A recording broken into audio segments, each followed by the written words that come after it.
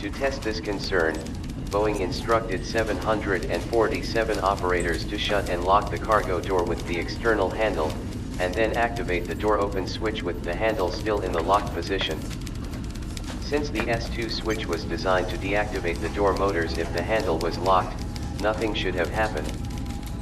Some of the airlines reported the door motors did indeed begin running, attempting to force the door open against the locking sectors and causing damage to the mechanism.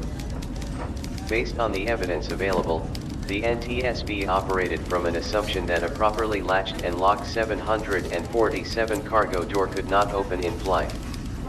There are no reasonable means by which the door locking and latching mechanisms could open mechanically in flight from a properly closed and locked position.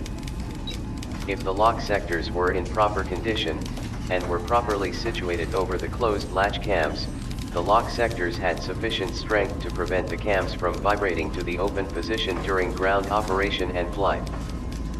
However, there are two possible means by which the cargo door could open while in flight.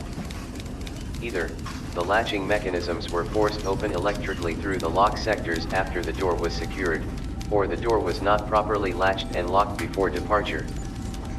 Then the door opened when the pressurization loads reached a point that the latches could not hold.